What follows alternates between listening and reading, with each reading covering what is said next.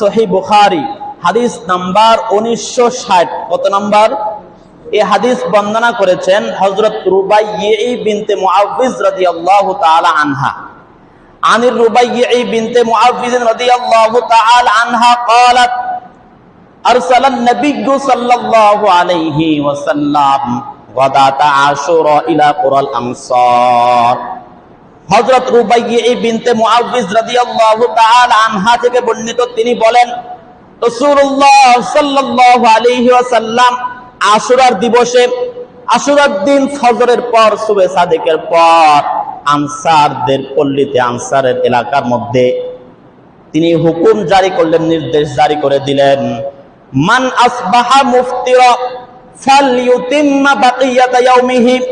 তোমাদের মধ্যে আজকে আশুরার দিন যারা রোজা রাখে নাই, যারা সাহরি করে নাই, যারা আজকের দিন রোজা রাখে নাই, তারা যেন এই অবশিষ্ট দিন, বাকি দিনটা না খেয়ে কাটিয়ে দেয়, তারা যেন খাবার না খায়।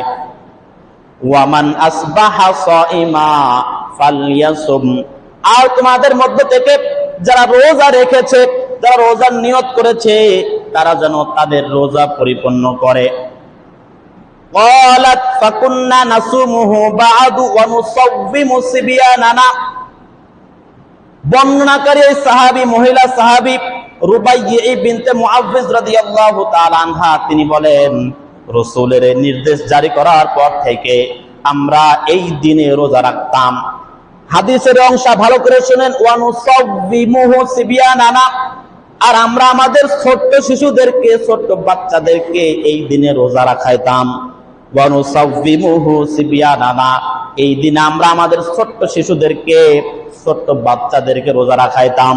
ওয়ানাজালু লাহুমুল লুবাতা মিনাল আইহনি। আর আমরা তাদের জন্য খেলনা তৈরি করতাম, পশম দিয়ে খেলনা বানায় দিতাম। ফাইযা বাকা আহাদুহুম আলাত তাআম। এই বাচ্চারা যখন ক্ষুধার যন্ত্রণায়, ক্ষুধার্ত হয়ে, তৃষ্ণার্ত হয়ে খাবারের জন্য কান্না করত, আতাইনাহু যাকা, ওই যে পশমের তৈরি খেলনা বানায় দিতাম, এই খেলনাগুলো দিয়ে তাদেরকে ভুলিয়ে রাখতাম। হাত্তা ইয়াকুনা ইনদাল ইফতার। এরকম করতে করতে ইফতারের সময় হয়ে যাইত। সুবহানাল্লাহ। এই হাদিস থেকে বোঝা গেল সাহাবায়ে কেরামরা নিজেরাও রোজা রাখতেন। আশুরার দিনে সাহাবায়ে কেরাম নিজেরাও রোজা রাখতেন, তাদের যে ছোট্ট শিশু, ছোট্ট বাচ্চা আছে, তাদেরকেও রোজা রাখাইতেন। অতএব আমাদেরকেও এই হাদিস থেকে শিক্ষা গ্রহণ করতে হবে। নেক আমল শুধু নিজে করলে হবে না, পরিবারের লোকদেরকেও অভ্যাস করা